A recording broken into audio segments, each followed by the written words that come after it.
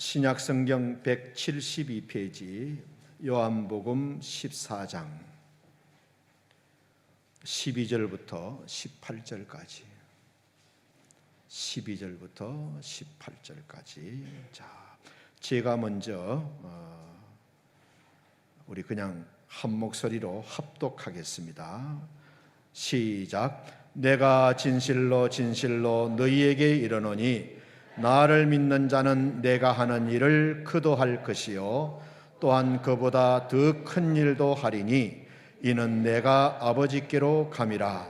너희가 내 이름으로 무엇을 구하든지 내가 시행하리니 이는 아버지로 하여금 아들로 말미암아 영광을 받으시게 하려 함이라.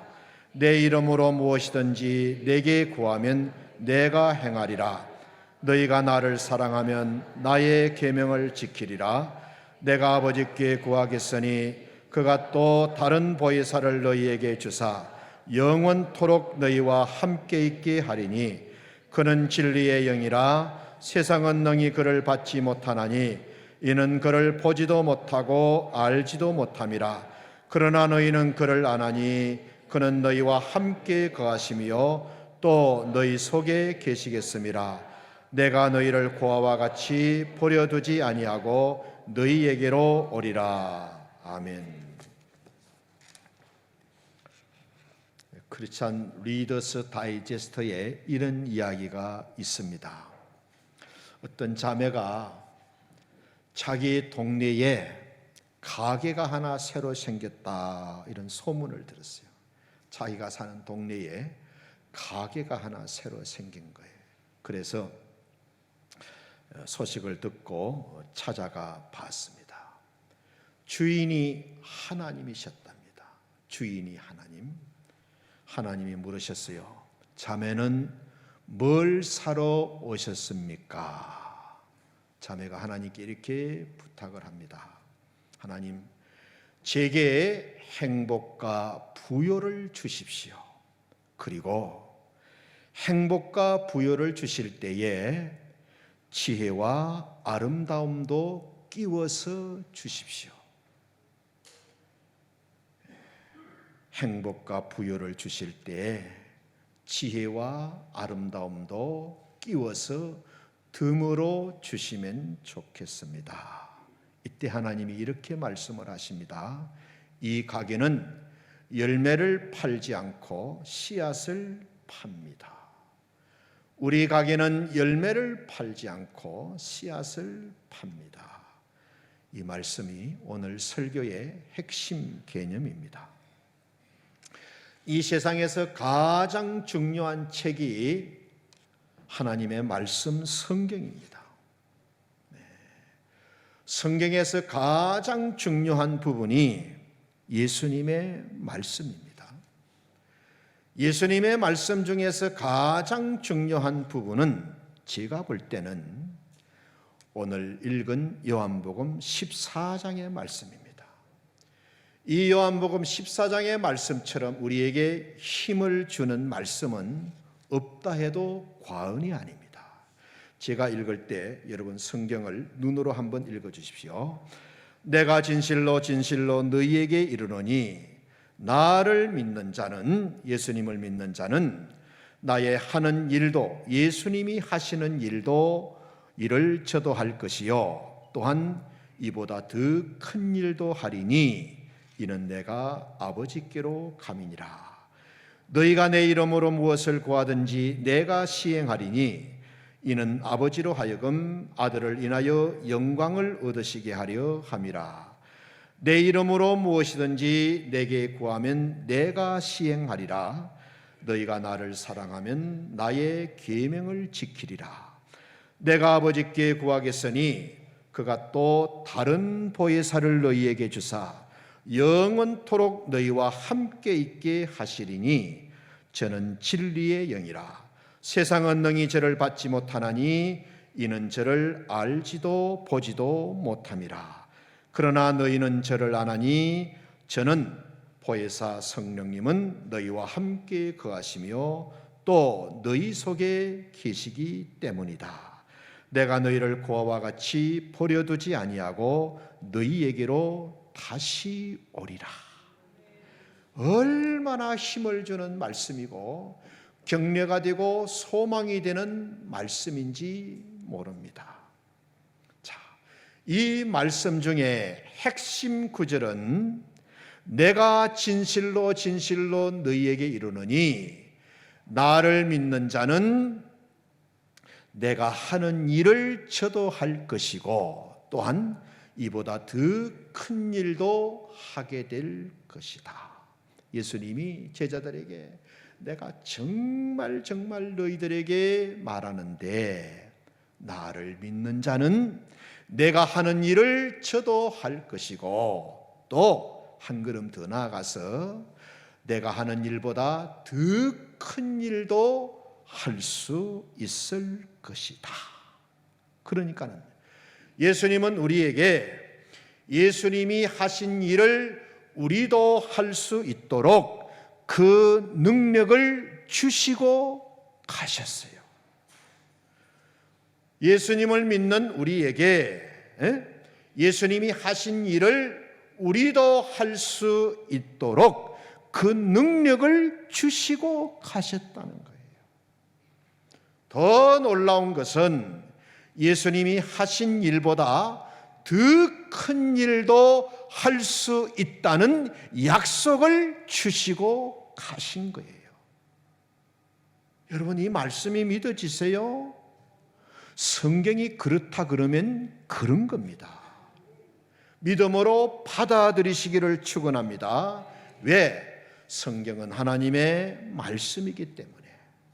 그러니까 이 말씀을 이렇게 바꾸어 말할 수가 있어요. 하나님은 우리에게 열매를 주신 것이 아니고 씨앗을 주고 가셨다. 열매를 주고 가신 것이 아니고 씨앗을 주고 가셨다. 예를 들어 가지고 그 사과를 먹어보면 속에 씨앗이 있는데 그게 아주 적습니다. 사과에 비하면 엄청 적습니다. 아주 적습니다. 그런데 그 사과나무 씨앗에는 뭐가 들어있습니까? 나중에 이 나무가 생기고 그 나무가 점점 줄기를 만들고 자라가지고 가지마다 사과가 주렁주렁 달려있는 것이 그 작은 씨 안에 들어있다는 말씀인 거예요. 씨는 비록 적지만은 그 씨 안에는 나무가 자라서 가지마다 열매가 수백 개, 수천 개가 달려있는 그게 다 씨앗 안에 들어있다는 거예요. 예? 그 사과나무가 한 해만 열매를 맺겠어요? 몇 년 동안 열매를 맺을 수가 있고 또 심하게는 많게는 또 몇십 년 열매를 맺을 수 있잖아요. 그 씨앗 하나 속에는 엄청난 열매들이 들어있다는 말씀인 거예요. 예수님은 우리에게 고기 잡는 것을 고기를 잡아주신 것이 아니고 고기 잡는 방법을 가르쳐주고 가신 거예요. 제가 이 말씀을 준비하면서 우리 성도님들이 이랬으면 좋겠어요. 돈을 달라고 기도하지 말고 돈을 벌 수 있는 방법을 가르쳐 주십시오. 지혜를 달라고 기도하지 말고 지혜 얻는 방법을 달라고 기도했으면 좋겠습니다. 열매는 한 번 먹고 끝나지만은 씨앗은 그 열매를 수백 개, 수천 개 해마다 만들 수 있기 때문에. 다시 말씀드립니다. 나를 믿는 자는 내가 하는 일을 저도 할 것이고 또한 이보다 더 큰 일도 하게 될 것이다. 자, 예수님이 하시는 일을 우리도 할 수 있다고 하셨는데 그게 어떤 일일까? 예수님이 하신 일을 우리도 할 수 있다고 하셨는데 그게 어떤 일일까? 첫째는 우리도 기도할 수 있습니다. 우리도 기도할 수 있어요. 예수님이 이 말씀을 하시면서 제일 먼저 말씀하신 것이 기도입니다. 기도. 너희가 내 이름으로 무엇을 구하든지 내게 구하면 내가 시행할 것이다. 너희가 내 이름으로 무엇을 구하든지 내게 구함은 내가 그 기도를 구하는 것을 이루어 줄 것이다. 여러분, 우리도 예수님처럼 기도할 수 있어요. 예수님이 얼마나 많은 사람을 만나고 많은 일들을 하셨습니까? 굉장히 바쁘시고 많은 일들을 하셨습니다. 복음을 전하시고 하나님 나라를 전파하시고 병자를 고치시고 어려움 당한 사람을 위로하시고 말씀을 전하시고, 얼마나 예수님이 바쁘시고 일이 많으셨는지 이렇게까지 말씀하십니다. 여우도 굴이 있고, 여우도 저녁에는 잠을 잘 수 있는 굴이 있고, 공중의 새도 해가 떨어지면 들어가 잘 수 있는 집이 있지만은 인자는 머리 하나 둘 곳이 없다. 참, 이 말씀 들으면 우리가 면목이 없잖아요. 응? 우리는 저녁마다 좋은 집에서 좋은 침대에서 잠을 자는데, 우리 예수님은 이 땅에 오셔가지고 여우도 굴이 있고 야생동물도 굴이 있고 공중의 새도 집이 있는데 인자는 머리 둘 곳조차 없다. 여러분, 우리가 이 예수님의 이 땅의 모습을 생각을 하고 사셔야 됩니다. 그렇게 바쁘고 많은 일을 하시면서도 예수님은 적당히 기도하지 않으셨어요. 바쁘다고 기도를 쉬고 피곤하다고 쉬고 기도할 기분이 아니라고 기도를 쉬고 그리 하지 않으셨다는 거예요. 여러분 잘 들으세요.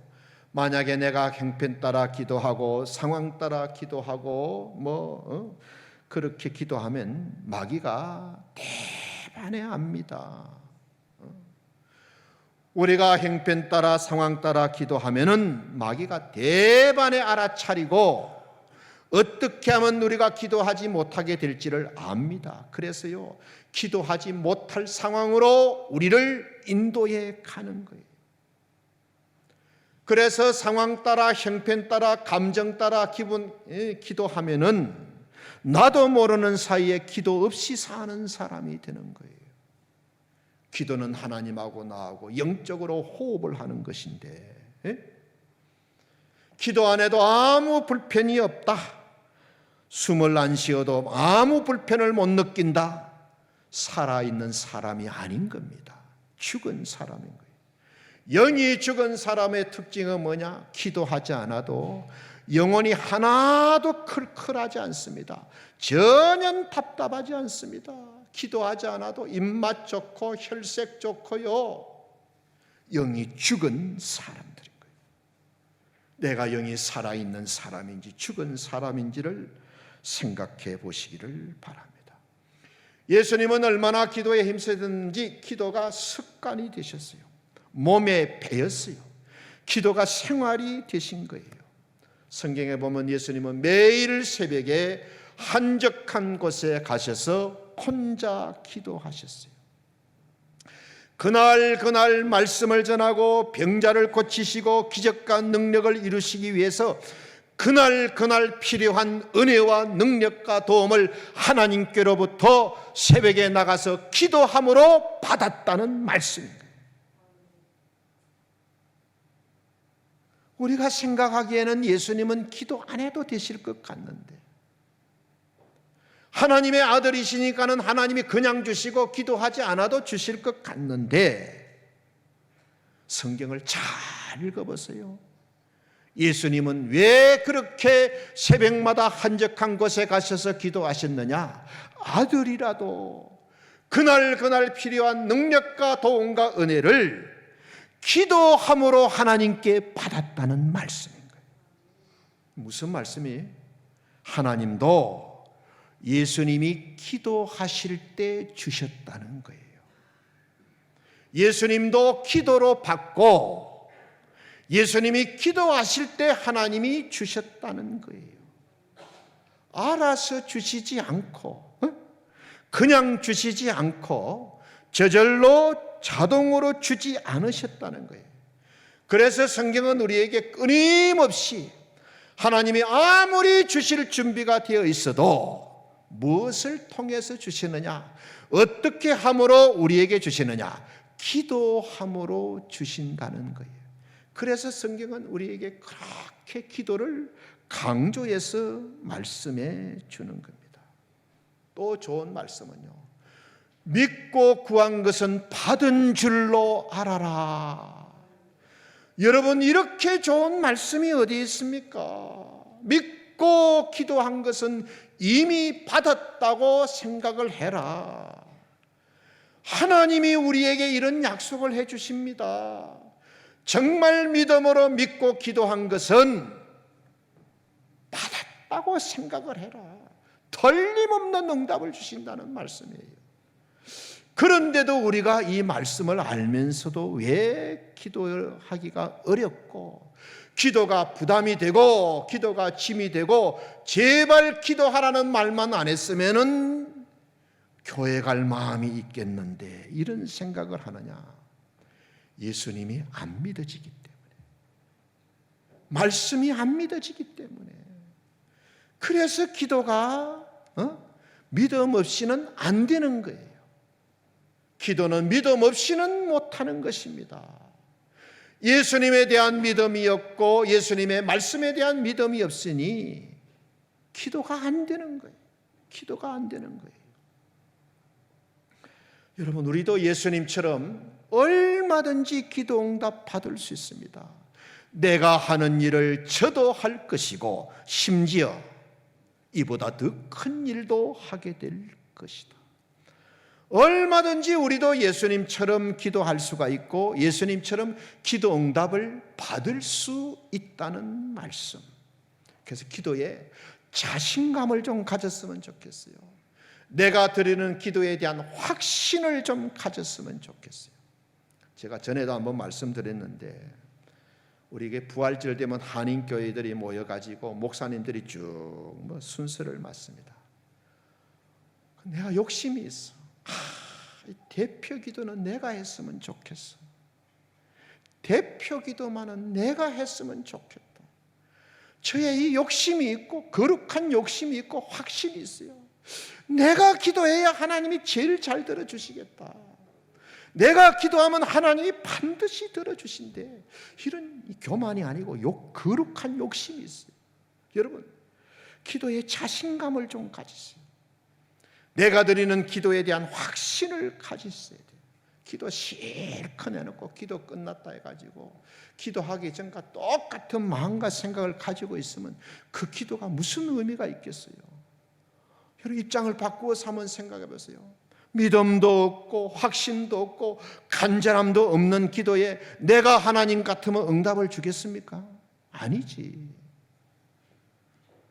어떤 사람이 나한테 와서 무슨 부탁을 합니다. 그 사람이 나를 믿지도 않고 나를 인정도 안 하고 간절함도 없고 진실함도 없고 근성으로 부탁을 하는데 내가 들어주겠느냐는 말씀이에요. 그래서 내가 하나님을 알고 하나님도 나를 알고 인정해 주는 이런 관계가 돼야 내가 기도하면 하나님이 들어주시지. 내가 기도하면 하나님이 들어주시지. 이런 믿음과 확신을 갖게 되는 겁니다. 첫째는 우리도 기도할 수 있고, 두 번째는 우리도 병을 고칠 수가 있어요. 신약 성경을 잘 읽어보면 예수님은 말씀을 전하시기 전에 반드시 병자를 고쳐주셨어요. 말씀을 전하기 전에 사람들이 막 찾아오니까는 병자를 고쳐주고 예수님의 능력을 보고 예수님에 대한 믿음을 갖게 하고, 그리고 예수님은 말씀을 전하셨습니다. 12명 제자들과 함께 일을 하시고 점점 하실 일이 많아지니까는 나중에는 70명을 더 부르셨어요. 그런데 12명 가운데도 70명 가운데도 의사는 한 명도 없습니다. 그런 그 70명을 둘씩 짝을 지어서 전도하러 보내시면서 예수님이 뭐라고 말씀하시느냐. 시작. 이후에 주께서 따로 70인을 세우사 친히 가시려는 각 동네와 지역으로 둘씩 앞서 보내시며 이르시되, 추수할 것은 많되 일꾼이 적으니 내가 너희를 보냄이 어린 양을 이리 가운데로 보낸가 같도다. 어느 집에 들어가든지 먼저 말하되 이 집이 평안할지어다 하라. 어느 동네에 들어가든지 너희를 영접하거든 너희 앞에 차려놓은 것을 먹고 거기에 있는 병자들을 고치고 또 말하기를 하나님의 나라가 너희에게 가까이 왔다 하라. 거기 있는 병자들을 고치고 70명의 제자들이 의사도 아닙니다. 그런데 예수님이 제자들을 보내면서 거기 있는 병자들을 고쳐주어라. 병을 고칠 수 있다는 말씀인 거예요. 예수님이 하시는 일을 우리도 할 수 있다는 말씀. 그리고 예수님이 성천을 하시면서 우리에게 이렇게 말씀하십니다. 시작. 믿는 자들에게는 이런 표적이 따르리니 곧 저희가 내 이름으로 귀신을 쫓아내며 새 방언을 말하며 뱀을 집으며 무슨 독을 마실지라도 해를 받지 아니하며 병든 사람에게 손을 얹은즉 나으리라. 병든 사람에게 손을 얹은즉 나으리라. 여러분, 의사인 제자들을 보고 하신 말씀이 아닙니다. 제자들 가운데는 의사가 한 명도 없어요. 예수님은 제자들을 남겨놓고 승천하시면서 병든 사람에게 손을 얹으면 낫게 될 것이다. 우리에게도 의사는 아니지만은 병을 고쳐라. 병을 고칠 수 있다. 믿는 사람에게는 손을 얹으면 낫게 될 것이다. 놀라운 약속을 주신 거예요. 예수님의 말씀을 꼭 기억하세요. 나를 믿는 자는 내가 하는 일을 저도 할 것이고 또한 이보다 더 큰 일도 할 것이다. 이 말씀을요 그대로 믿고 받아들이십시오. 이해가 안 되면 받아들이십시오. 말씀을 믿음으로 받아들이십시오. 여의도 순복음교회 홈페이지를 보니까는 매일 전도하는 전도팀이 400명이에요. 400명이 매일 나가서 전도를 하는데 이 400명이 금년 1년 동안 전도할 사람의 목표가 몇 명이냐? 5만 명. 5만 명. 400명이 1년 동안 전도할 목표가 5만 명인 거예요. 그게 간증을 제가 읽어보니까 어떤 집사님이 의사가 완전히 사형 선고를 내린 분이에요. 암이 속에 내장에 온 내장에 퍼져가지고 의사가 손을 댈 수 없는 분이었어요. 이분이 주님의 약속의 말씀을 붙들고 손을 얹은즉 나을 것이라고 말씀하신 예수님을 정말로 믿고 간절히 기도하는데 기도하는 가운데 온 몸이 뜨거워지면서 몸이 불덩이처럼 되면서 몸에 불이 임한 거예요. 온몸이 뜨거워지면서 그 순간에 암세포가 한꺼번에 다 죽어버린 거예요. 그래서 지금 건강하게 살고 있는데 그 은혜가 너무너무 고맙고 감사해서 오직 전도만 하며 사는 집사님의 간증을 읽어봤어요. 병원도 손든 사람이에요. 의사도 손든 사람이에요. 암이 온 내장에 가득 퍼져가지고 어찌할 수 없는 사람이었는데 말씀을 믿고 기도할 때에 하나님께서 암을 다 죽여버리십니다. 성경에는 예수님이 암을 고쳤다는 말씀은 없습니다. 그러나 암도 병이잖아요. 암도 병이잖아요. 우리는 예수님이 주시는 능력으로 예수님이 하시지 않는 일도 할 수 있다고, 이보다 더 큰 일도 할 것이라고 약속하셨잖아요. 여러분, 예수님이 병자를 고치신 걸 성경을 통해 보세요. 온갖 각색 병든 사람들을 다 고쳐주었습니다. 어떤 병은 너무 상태가 위중해가지고 그렇게 고치려고 애를 썼는데 고치지 못했다, 시간만 낭비했다, 이런 말씀 한 구절도 없습니다. 날 때부터 소경된 사람, 날 때부터 안전병이 되고 38년 된 병자도, 심지어 죽은 자도 예수님은 살리셨잖아요. 가끔 제가 우리 교인들하고 대화를 나눠보면 아주 좀 실망이 될 때가 있어요. 자기가 지금 서울대 병원에서 치료받고 있다는 거예요. 자기 주치의가 서울대학교 나온 서울대병원 의사라는 거예요.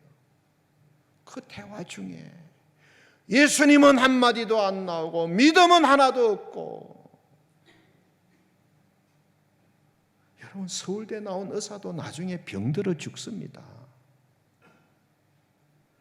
약도 병원도 의사도 다 그 예수님이 내신 겁니다. 병을 고치시는 분은 예수님이십니다.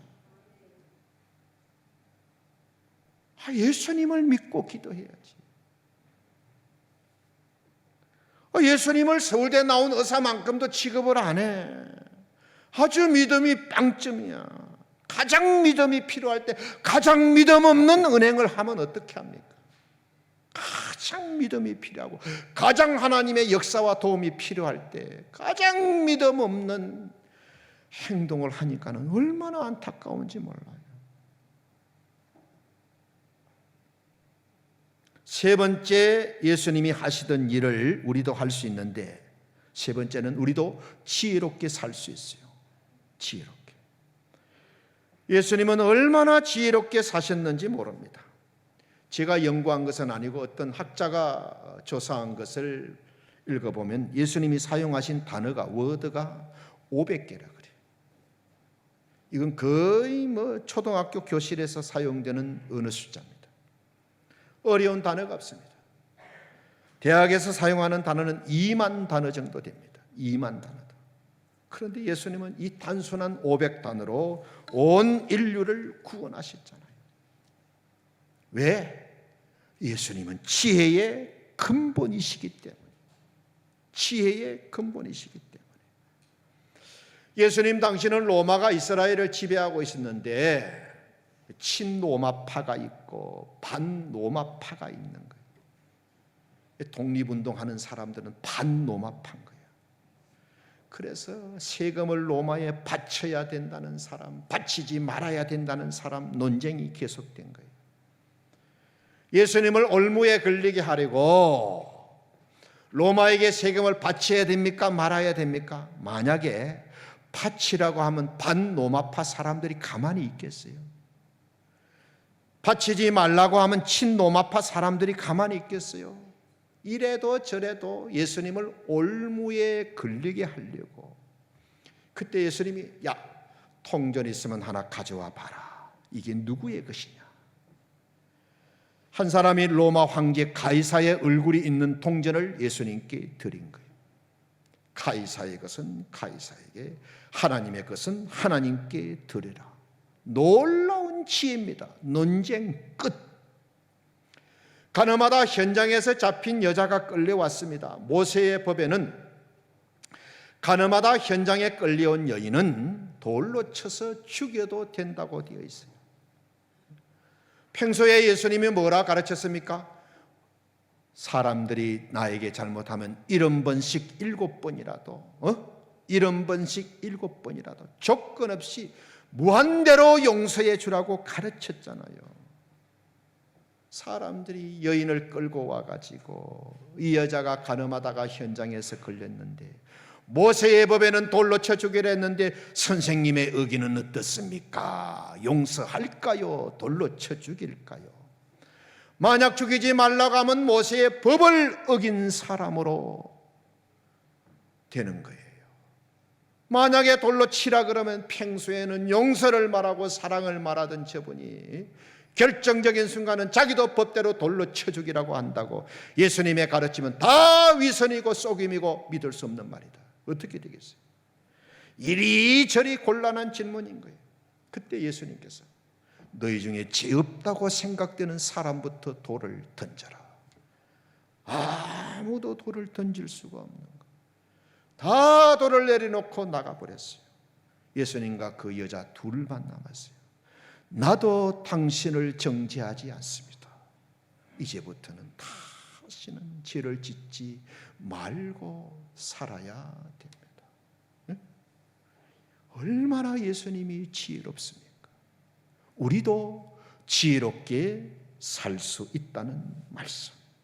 나를 믿는 자는 내가 하는 일을 저도 할 것이고 이보다 더 큰 일도 할 것이다. 탈무드에 보면은 종교 지도자들이 모여가지고 이런저런 토론을 했어요. 관이 지나갈 때 사람들이 오른쪽에 있어야 됩니까? 왼쪽에 있어야 됩니까? 별로 말이 안 되는 걸 가지고 그걸 가지고 막 이 종교 지도자들이 토론을 하고 있을 때 랍비가 있었던 거예요. 지나가는 랍비에게 물은 거예요. 관이 갈 때, 시체를 넣은 관이 지나갈 때 사람들이 오른쪽에 있어야 됩니까? 왼쪽에 있어야 됩니까? 랍비의 대답은 당신이 그 관 속에 들어있지 않는 한 살아있는 사람은 오른쪽으로 가든 왼쪽으로 가든 어느 쪽으로 가도 상관없습니다. 지혜로운 대답입니다. 이런 하나님의 지혜만을 모아놓은 것이 탈무드입니다. 그래서 탈무드를 보면 참 우리가 지혜를 많이 얻을 수가 있는데, 제가 읽은 이런 이야기가 있어요. 어떤 사람이 자기 소가 이웃집 할아버지 채소밭에 들어가 가지고 채소를 다 뜯어먹어 버렸어. 그 소가 채소를 좋아합니다. 그리고 애지중지 농사지은 채소밭에 자기 소가 들어가 가지고 그 채소를 다 이렇게 뜯어먹어 버린 거예요. 그런데 그 이웃집 할아버지가 완전 호랑이 할아버지인 거야. 이거 뭐 알았다가는 난리가 날 판인 거예요. 그런데 이 사람이 그 집에 가서 할아버지에게 묻습니다. 할아버지, 만약에 할아버지 소가 우리 집 채소밭에 와가지고 채소를 다 뜯어먹어 버렸다면 어떻게 하시겠어요? 할아버지 소가 우리 밭에 와서 그 힘들게 농사지은 채소를 다 뜯어먹어 버렸다면 어떻게 하겠습니까? 그 호랑이 할아버지 말씀이, 짐승은 그럴 수 있는 것이니까는 어쩔 수 없지.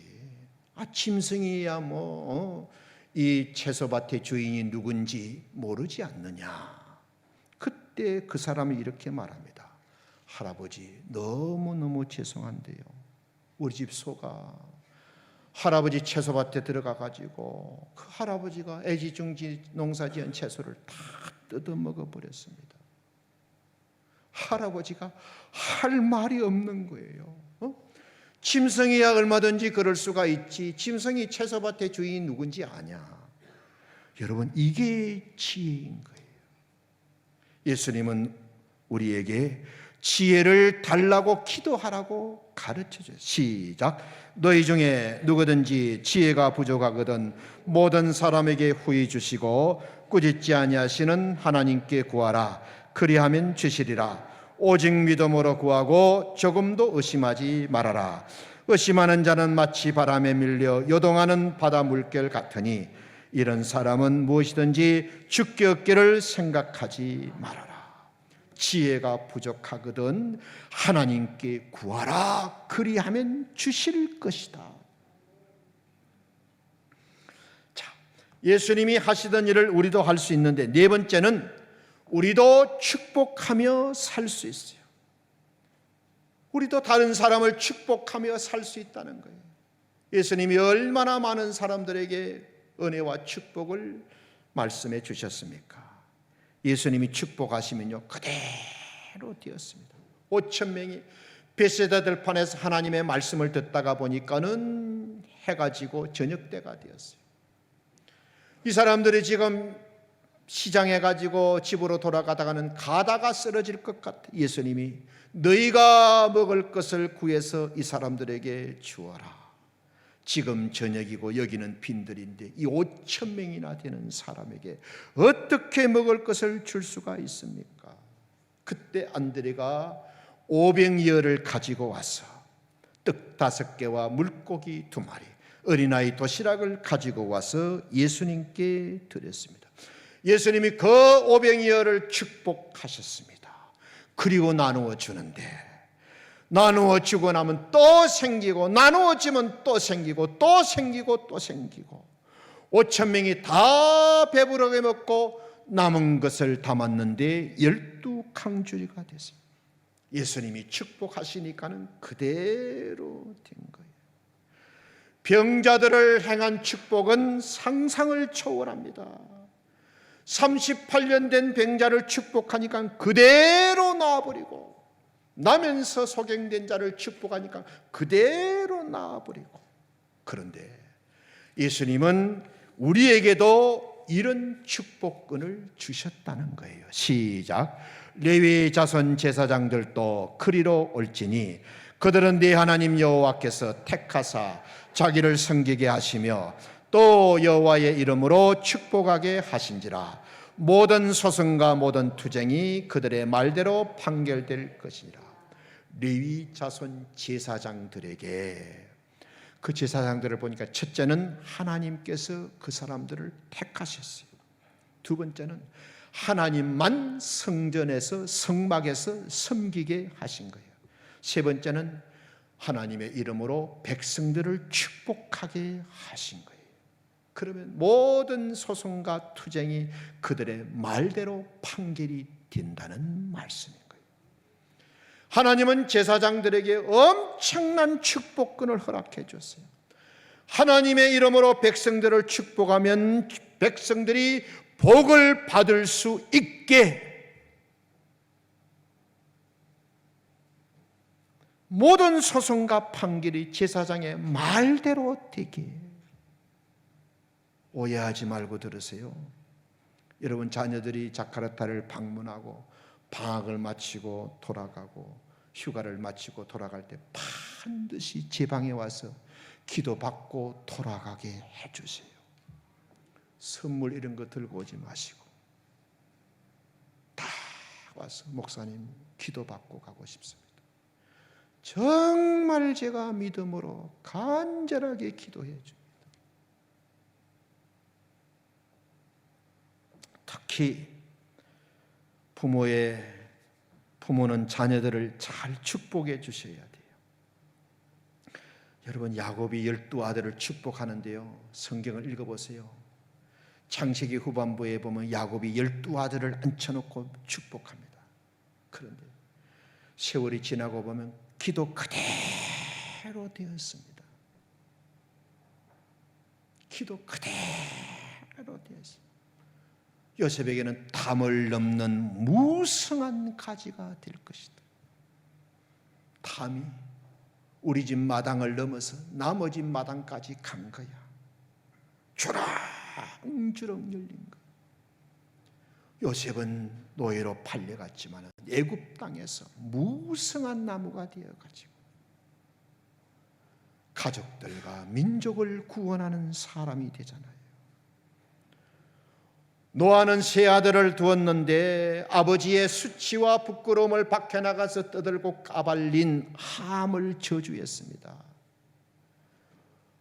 그대로 저주받은 백성이 되어버렸어요. 반면에 셈과 야벳은 축복 기도를 받았는데 그대로 되어버렸어요. 제 신학교 동기 가운데 세 형제가 아주 목회를 잘하시는 분이 계세요.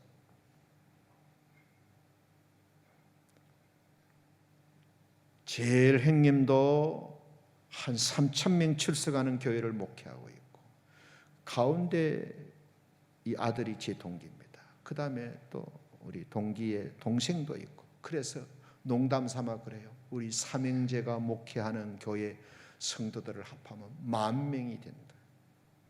그런데 일찍부터 아버지가 안 계셨어. 아버지가 일찍 세상을 떠났어. 여러분, 제 나이 또래 우리 어머님 세대는 가부가 되면 얼마나 살기 어려웠겠어요. 지금은 나라에서 뭐 이렇게 생활보호 대상자라 해가지고 돈도 주고 도와주지만은, 예? 여러분, 그때 50년, 60년 전에 여러분 남편 일찍 떠나고 세 아들 키우고 혼자 세 아들을 키우면 얼마나 힘들었겠어요. 동기 목사님 말씀이 자기 어머니는 안 해본 일이 없다 그래. 안 해본 일이 없다 그래. 남의 집에 가서 품도 팔고 뭐 이 집 가서 일해주고 뭐 식모살이부터 노전에 나가서 뭐 채소 팔고 생선 안 해본 일이 없다는 거예요. 자기 어머니는 얼마나 고생을 많이 하고 험한 일을 많이 했는데 일을 하나도 두려워하는 마음이 없다. 그런데 그 아들 셋이 있는데 밖에 나가서 그렇게 힘들게 일하게 돌아왔다가 오면 저녁에 자고 있는 아들 이마에다가 손을 딱 얹고 기도한다는 거예요. 겨울에는 갑자기 어머니가 찬 손을 갖다 이마에 떡 대고 기도하니까 아이들이 벌컥 놀래서 일어나고 빨리 기도 끝내면 되는데 찹찹한 손을 갖다 이마에 계속 대고 말해 침을 튀기면서 기도하니까 그냥 아이들이 그냥 엄마 제발 좀 그만해 하고 막 대 들고 딴방으로 가고 그래서 그 동기 목사님이 참 어머니 마음을 많이 아프게 했다고 그래요. 그런데 그 기도가 다 응답이 되어가지고 그 일찍 아버지 여의고 그 호르몬이 밑에서 온갖 고생 다 하면서 길른 세 아들이 아주 모범적인 목사님이 되었어요. 여러분, 기도는 절대 땅에 떨어지지 않습니다. 공중의 나라 없어지지 않습니다. 여러분, 인생의 위기를 만나보세요. 진짜 위기 앞에 서면 내가 그동안 믿음으로 드린 기도밖에 믿을 데가 없습니다. 기도로 자녀의 인생을 덮어주셔야 돼요. 부모의 기도로 자녀의 미래를 만들어 가야 돼요. 제발 좀 자녀를 위해서 기도 많이 하세요. 걱정하지 말고 기도를 많이 하세요. 말씀을 마칩니다. 나를 믿는 자는 내가 하는 일을 저도 할 것이고 이보다 더 큰 일도 할 것이다. 기도할 수 있습니다. 기도할 수 있습니다. 병도 고칠 수 있습니다. 믿음으로 기도함으로 병도 고칠 수가 있고 지혜롭게 살 수가 있습니다. 지혜롭게 살 수가 있습니다. 남을 축복할 수 있습니다. 남을 축복할 수 있어요. 이게 예수님이 하신 일입니다. 우리도 할 수 있다는 말씀. 아니, 한 걸음 더 나가서 이보다 더 큰 일도 할 수 있다는 거예요. 오늘부터는 하나님이 응답을 받으실 만한 기도를 드려보세요. 응답을 받을 수밖에 없는 기도를 드려보십시오. 꼭 기억하세요. 진짜 어려운 일을 만나면 내가 드린 기도밖에 믿을 것이 없습니다. 한 번 병고침 받았다고 끝내지 마세요. 병고침의 씨앗을 심어야 됩니다. 열매는 한 번 먹고 끝나버리지만 씨앗은 심기면 자라서 나무가 되고 잎사귀 사이마다 가지마다 열매가 주렁주렁 맺히잖아요. 열매로 먹지 말고 씨앗으로 심으시기 바랍니다. 한 번만 지혜롭게 마시고 늘 지혜로워야 됩니다. 지혜의 씨앗을 많이 많이 심으시기 바랍니다. 자녀를 축복해 주시고 일터를 축복하시고 가족들을 축복하시고 자녀들의 장래를 축복해 주십시오. 축복의 씨앗을 많이 심으시기 바랍니다. 한 번 먹고 끝내는 열매로 먹지 말고 씨앗으로 심어서 많이 열매를 먹고 누리시는 복된 성도님들 되시기를 예수님의 이름으로 축원합니다. 아멘. 예수님을 믿는 자는 예수님이 하신 일도 하실 것이고 그보다 더 큰 일도 할 것이라고 약속하여 주셨습니다. 우리에게 열매를 주시지 않고 씨앗을 주고 가셨습니다. 우리가 이 열매를, 이 씨앗을 잘 심고 갖고 와서 인생의 가지마다 열매가 주렁주렁 맺히는 복된 성도들이 되게 하여 주옵소서. 기도하겠습니다. 믿음으로 병을 고치겠습니다. 지혜롭게 살겠습니다. 축복하며 살게 하여 주옵소서. 예수님의 이름으로 감사하며 기도드립니다. 아멘.